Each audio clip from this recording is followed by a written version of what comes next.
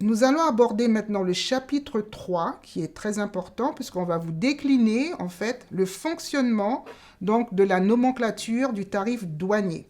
Le tarif douanier est composé de 11 chiffres et est déterminé de la façon suivante. Les 6 premiers chiffres de la nomenclature représentent la position du système harmonisé. Donc, de manière générale, on parle du code SH. Celui-ci est géré par l'Organisation mondiale de la douane, donc l'OMD. Le système harmonisé sert à la désignation et à la codification des marchandises dans le but de parvenir à un même classement de ces marchandises à l'échelle mondiale. L'Union européenne a mis en place une codification composée de 8 chiffres. Donc derrière le système harmonisé, on en rajoute encore 2 autres. Donc on en arrive à 8 chiffres, appelés la NC, nomenclature combinée. Soit la position à 6 chiffres du système harmonisé à laquelle on va ajouter 2 chiffres, les chiffres 7 et 8. Elle détermine notamment les droits de douane à l'importation dans l'Union européenne et permet l'élaboration des statistiques du commerce extérieur.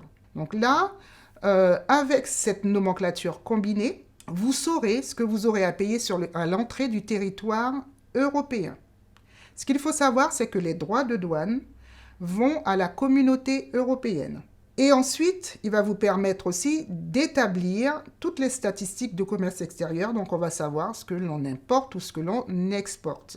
En ajoutant 2 chiffres à la nomenclature combinée, on va parler du tarif intégré des communautés européennes. Et là, on parlera du TARIC. On va donc rajouter les chiffres 9 et 10 qui déterminent les réglementations européennes douanières et commerciales, suspension et préférences tarifaires, prohibition, licence ou droit anti-dumping à l'importation dans l'Union européenne via des codes additionnels communautaires CACO.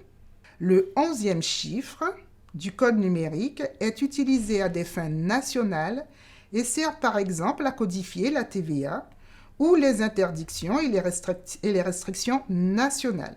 Donc, la nomenclature combinée permet de gérer au niveau de l'Union européenne. Par contre, le 11e chiffre derrière, le dernier chiffre que l'on va avoir, lui, on va l'utiliser sur le territoire national. C'est lui qui va déterminer ce que l'on a ou pas le droit de faire entrer sur le territoire national. Pour ce qui est de certaines marchandises relevant de l'Organisation commune des marchés et des droits d'assises, un code additionnel à 4 chiffres peut être ajouté au code numérique respectif à 11 chiffres à des fins de désignation de la destination des marchandises.